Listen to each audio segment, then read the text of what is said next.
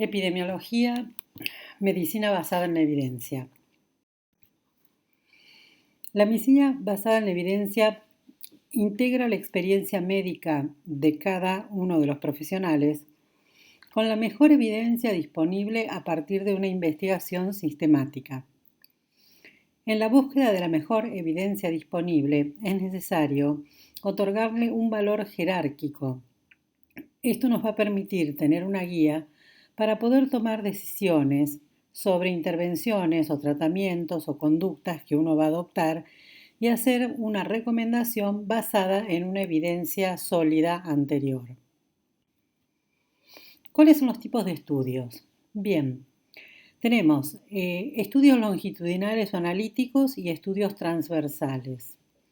Dentro de los que son longitudinales o analíticos tenemos estudios de casos y controles en un tiempo pasado y estudios de cohortes que son a futuro.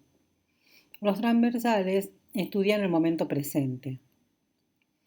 La medicina basada en la evidencia utiliza un estudio de casos y controles, que es un estudio longitudinal analítico que va a estudiar los casos, que son los pacientes que están enfermos, y los va a comparar con los controles, que son las personas sanas.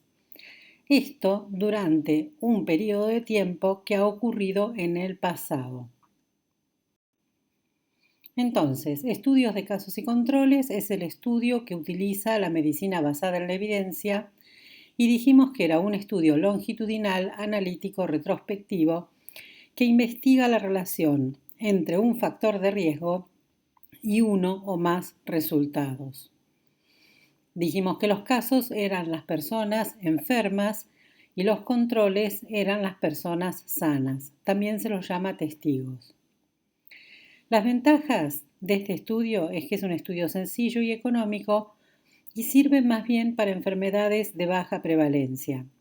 Las desventajas es que representa resultados de una población específica que por lo general es una población muy acotada o muy reducida.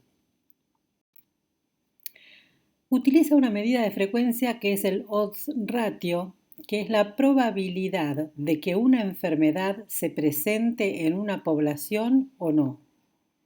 Recuerden que es una medida de frecuencia. Se comparan grupos con condiciones de vida similares y la diferencia está en que un grupo está expuesto a un factor de riesgo y el otro grupo no. Este es el diagrama que se utiliza para el estudio de casos y controles con la medida de frecuencia de odds ratio, donde vemos los casos en una columna, los controles en otra columna y tenemos luego los factores de riesgo o protección. Y así tenemos casos expuestos, casos no expuestos, controles expuestos y controles no expuestos.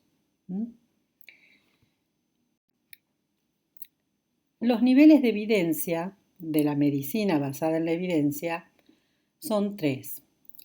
El primer nivel tiene por lo menos un ensayo clínico controlado. El nivel 2 tiene 2 subgrupos. El subgrupo 1 tiene ensayos clínicos controlados no aleatorios y el grupo 2 tiene estudios de cohortes y de casos y controles. Recuerden que el de cohortes era a futuro. El nivel de evidencia 3 tiene múltiples series comparadas en el tiempo. Por supuesto que los niveles 1 tienen menor calidad, por decirlo de alguna manera, y los niveles 3 tienen mayor calidad de evidencia. No obstante, lo más adecuado es tomar a la medicina basada en la evidencia como una herramienta más, que no es ni mala ni buena, sino que es útil según cómo se la use. También tiene grados de recomendación. Los grados de recomendación A, B, C, D, E y la letra I indican A, que existe buena evidencia para recomendar, B, que existe evidencia moderada para recomendar y C, que la evidencia es contradictoria, no permite hacer recomendaciones ni a favor ni en contra. En D existe evidencia moderada para no recomendar y en E existe buena evidencia para no recomendar. La letra I corresponde a evidencia insuficiente para poder hacer una recomendación. ¿Cuáles son las ventajas y desventajas de la medicina basada en la evidencia? Bueno, como ventajas, exige la búsqueda de evidencia real, científicamente validada, para la toma de decisiones. Genera un ambiente de educación médica continua y enseña la lectura crítica de la bibliografía y la selección de lo que es científicamente válido. Dentro de las desventajas, propone que el conocimiento médico se basa solo en la observación en lugar de basarse en el entendimiento. Asume que el observador no tiene subjetividad, ni desvío, ni sesgo, y está limitada por el individuo y excluye información médica importante. Bueno, muy bien, muchas gracias.